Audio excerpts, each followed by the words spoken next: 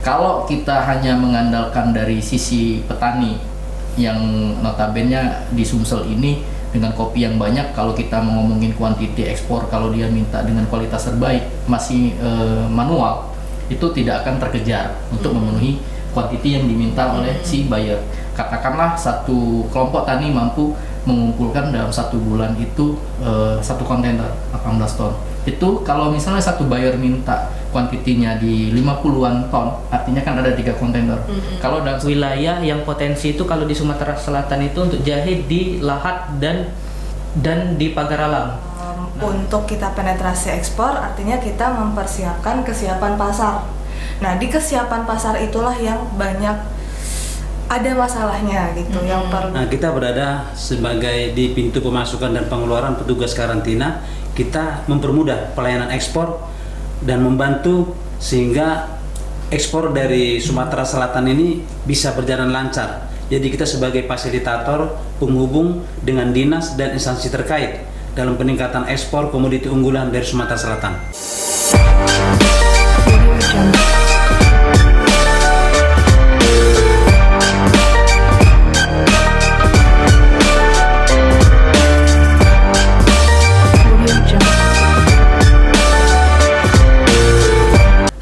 Assalamualaikum warahmatullahi wabarakatuh. Bertemu lagi di Kito Podcast. Podcastnya Karantina Hewan, Ikan, dan Tumbuhan Sumatera Selatan. Media berbagi dan informasi. Baiklah pemirsa Kito Podcast, senang sekali pada kesempatan hari ini untuk pertama kalinya kita bisa podcast bersama Kepala Balai Karantina Hewan, Ikan, dan Tumbuhan Sumatera Selatan, yaitu Bapak Insinyur Kostan Manalu MM. Bapak boleh disapa pemirsa Kito Podcast di rumah, Bapak? Ya, terima kasih atas kesempatan podcast di siang hari yang indah ini. Kami mengucapkan terima kasih dan pada saat ini kedatangan dari tamu Indonesian Export Channel IEC, wakil dari koordinator wilayah Sumatera Selatan. Iya. Ya, terima kasih atas kesempatannya, kehadirannya di podcast Kito Podcast. Kito Podcast. Iya. Baiklah pemirsa Kito Podcast, senang sekali pada kesempatan hari ini kita kedatangan 3 orang bintang tamu ataupun narasumber dari IEC, Indonesian Export Channel. Dan yang datang langsung kali ini yaitu Wakorwil IEC Regional Sumbaksel, ya, begitu ya Mas ya, dengan Mas Raffi. Betul. Iya, boleh disapa Mas Raffi pemirsa Kita Podcast di rumah? Ya, halo pemirsa di rumah podcast Kita Paca. Kami dari Indonesian Export Channel Regional Sumbaksel. Perkenalkan, saya Raffi dan membawa teman-teman saya, ada Nopi dan Daniel di sini. Iya. Jadi Mbak ini namanya Novia, sama kayak saya 11-12 ya kita ya Mbak ya. Mbaknya eksportir, saya petugas karantina. Baiklah, kalau udah masuk ke ruangan Kito Podcast ini, kita wajib menyapa pemirsa Kito Podcast di rumah dengan salam dari Palembang. Jadi kalau nanti saya bilang salam dari Palembang, tolong dijawab Kito Paca. Boleh ya? 1, 2, 3. Salam dari Palembang, Kito Paca. Baiklah Mas Raffi dan teman-teman, bahwa Kito Paca itu merupakan singkatan dari kerja ikhlas tercapai optimal, profesional, amanah, cermat, akuntabel, dan konsisten. Baiklah Mas Raffi atau Mas Daniel atau Mbak Novia nih, boleh nggak dijelaskan secara singkat IEC itu apa sih? Mungkin pemirsa Kito Podcast di rumah ini belum ada yang dengar itu. Silakan Mas. Oke. IEC itu adalah Asosiasi Ekspor Indonesia, Asosiasi Ekspor, namanya Indonesian Export Channel, yang menghimpun eksportir dari Indonesia, dari Sabang sampai Merauke, yang tergabung dari beberapa wilayah regional, salah satunya regional Sumbaksel, dan kebetulan untuk wakil koordinator wilayahnya adalah saya di sini, gitu. Dan di asosiasi inilah kami belajar di sini sama-sama meresolve tantangan-tantangan eksportir, tidak hanya saja bagaimana cara ekspor, dan yang kadang kala pun ada masalah di ekspor yang kita resolve sama-sama di sana gitu. Jadi semacam apa Mas? Komunitas, organisasi yang bisa untuk saling bertukar pikiran ya? Oh ya, komunitas, organisasi dan asosiasi. Yang bisa tentunya untuk memajukan ekspor dari Indonesia, khususnya Sumatera Selatan. Baiklah Pak Kostan, Pak, gimana Pak bentuk sinergi kita dengan IEC ini? Bentuk sinergi antara karantina dengan mereka seperti apa Pak? Bentuk sinergi kita dengan EIC ini merupakan ya, kalau karantina kita berada sebagai di pintu pemasukan dan pengeluaran petugas karantina.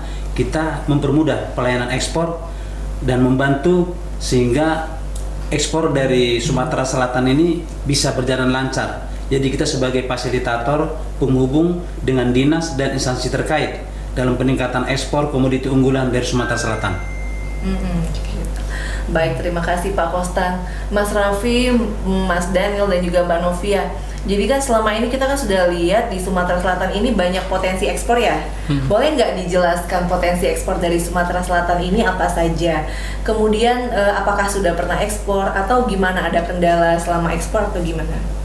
Iya, kalau untuk potensi mungkin saya akan mengawali, nanti bisa ditambahkan sama teman-teman yang lain ya. Kalau yang dari saya lihat, yang jelas itu produk pertaniannya. Karena kalau saya bermain di produk pertanian, pertama ada potensi kopi, kedua ada potensi kelapa gitu ya, baik itu kelapa butir ataupun turunannya itu sudah ada industrinya di Sumsel. Tapi kalau untuk kopi itu masih raw commodity, green bean gitu ya. Kemudian ada lada hitam kalau untuk Sumsel, itu kalau yang saya lihat. Terus kalau permintaan dari luar negeri itu sebenarnya udah banyak ya Mbak? Kalau permintaan dari luar negeri sudah banyak gitu ya. Jujur untuk tahun ini lebih banyak daripada tahun kemarin. Kalau kita lihat trennya di kuartal kedua ya, awal kuartal kedua seperti itu. Cuman nah yang ini nih mungkin nanti akan seru untuk dibahas kendalanya gitu kan, apa-apa aja gitu. Jadi kan tadi kan potensi ekspor kita ada, permintaan dari luar negeri juga udah ada untuk ekspor. Tapi apakah selama ini ekspor udah berjalan lancar atau ada kendala atau gimana Mbak? Iya, di sini 3 orang pemudi ini pemirsa udah ada realisasi ekspor gitu ya. Kalau di seberang saya Mas Daniel ada realisasi di jahe gitu kan. Kalau saya sama Pak Raffi ada realisasi di kopi gitu kan. Kendalanya tuh sebenarnya seperti ini, potensi pasar atau peluang pasar itu berbeda dengan kesiapan pasar gitu ya. Nah untuk kita penetrasi ekspor artinya kita mempersiapkan kesiapan pasar. Nah di kesiapan pasar itulah yang banyak ada masalahnya gitu, yang perlu kita sikapi mulai dari terutama sih hulunya ya, karena kan yang namanya penetrasi berarti kita sudah bicara hilirisasi gitu kan. Itu sepertinya menjadi hal yang cukup populer juga ya di 2024, hilirisasi gitu. Jadi kesiapan pasar itu harus ditunjang dari hulunya yang baik gitu. Kalau menurut saya gitu, tidak bisa ekspor itu mudah, potensi pasarnya tuh besar, tapi potensi pasar dan kesiapan pasar itu berbeda. Jadi Pak Kostan, kan saya dulu waktu sekolah pernah belajar bahwa untuk suatu usaha itu kan kita tuh dari hulunya sampai hilirnya harus kita perhatikan. Nah di sini mereka sudah hilirnya sudah oke nih, banyak yang menerima komoditi ekspor dari Sumsel khususnya, tetapi di hilirnya kita masih belum siap gitu ya Mbak ya? Di hulunya yang belum siap. Nah itu gimana Pak tanggapan kita dari karantina? Ya dari karantina, karena karantina berada di hilir dia. Nah maka kalau karantina siap untuk membantu membangun, ya berkoordinasi, berkolaborasi untuk percepatan ekspor di Sumatera Selatan. Berarti dari hulunya ini, dari tingkat petani mungkin dari awal dasar pengolahan, mulai dari pengolahan lahan sampai produksi. Ini mungkin yang harus perlu diadakan perbaikan untuk penanganan yang lebih intensif sehingga produk unggulan dari Sumatera Selatan ini bisa menembus langsung ke luar negeri tanpa melalui tetangga seperti Tanjung Priuk atau Lampung. Jadi kalau bisa ya harus diperbaiki di hulunya yang saya dengar tadi dari Ibu Nopinya tadi yang harus diperbaiki. Iya betul. Baik, kan tadi kan kita sudah ini ya Mas, boleh di-share kalau misalnya kan Mas Raffi tadi udah ekspor jahe, Mbak udah ekspor apa? Kopi. Selama ini dari Tanjung Priok ya. Kalau bisa kita mengharapkan bahwa hasil dari Sumatera Selatan kita ekspor langsung ya dari Sumatera Selatan melalui pintu Pelabuhan Bombaru. Mudah-mudahan kedepannya kita bisa langsung ekspor ya Mas. Baiklah Mas, tadi Mas Raffi udah, Mas Daniel boleh nggak sih harapan kedepannya untuk ekspor komoditi pertanian di Sumatera Selatan ini seperti apa Mas? Oh iya, baik. Sebelumnya perkenalkan saya Daniel, saya ekspor jahe. Nah itu kebetulan ekspor jahenya kemarin itu di Jawa Tengah. Tapi untuk menanggapi pertanyaan tadi, saya punya agenda untuk di Sumsel ini bahwa untuk ekspor langsung jahe dari Sumatera Selatan. Tapi di sini balik lagi kayak tadi di proses hulunya. Dan saya ingin membangun di proses hulu itu rencananya penanaman jahe. Nah, karena kenapa saya perlu itu? Karena pada Sumsel itu cuma maksimal untuk jahe untuk sekarang itu maksimal bisa memenuhi kuota 2 kontainer. Nah, di sini saya ingin melakukan kerjasama di proses hulunya dengan petani, yaitu membuat kontrak beli dengan petani. Nah, khususnya di wilayah yang potensi itu kalau di Sumatera Selatan itu untuk jahe di Lahat dan di Pagar Alam. Nah, yang mana di Lahat dan Pagar Alam itu pertama itu ada akses air dari pegunungan, sama seperti saya kerja di Pemalang, dan juga di sana wilayahnya ya cukup dingin. Nah, yang dimana wacana ini ya sudah saya proses dan saya banyak belajar juga waktu ekspor jahe di Pemalang kemarin. Bahwa itu tadi kan untuk satu hektar lahan itu ya sangat potensi, karena sistemnya jahe ini kan tumpang sari, yang dimana petani cabai itu bisa menanam jahe. Nah, bisa menanam jahe di atas di tanaman cabai. Nah, kalau kita kerja di Jawa Tengah itu sistem petani di sana itu ya kayak sistem nabung, Bu. Nah, sistem nabung itu dia tetap nanam cabai. Nah, yang ada dia bisa panen setelah itu tumbuh seminggu sekali, dan pada saat 9 bulan dia bisa merasakan keuntungan di jahe. Nah, jadi sistemnya nabung. Nah, ini sangat potensi kalau menurut Daniel kan, karena kita juga di sini udah punya kontrak beli jahe itu ya ratusan ton. Nah, ya aku berpikirnya di sini ya buat apa aku ekspor di Jawa Tengah kan, sedangkan di wilayah aku sendiri ada potensi, tinggal diedukasi saja, Bu. Nah, di edukasi tadi 1 hektar itu bisa menghasilkan 28 sampai 30 ton. Oh ya, ternyata banyak ya Mas ya. Iya, banyak, Bu. Jadi di sini kita sama-sama ketahui pemirsa bahwa untuk meningkatkan ekspor itu tidak hanya dari mas-mas mbak-mbak yang ada di IEC aja, tetapi juga butuh peranan dari semua pihak, baik dari petaninya, dari dinas, dan juga dari instansi terkait. Pak, boleh menambahkan sedikit lagi untuk penutup, Pak? Terima kasih.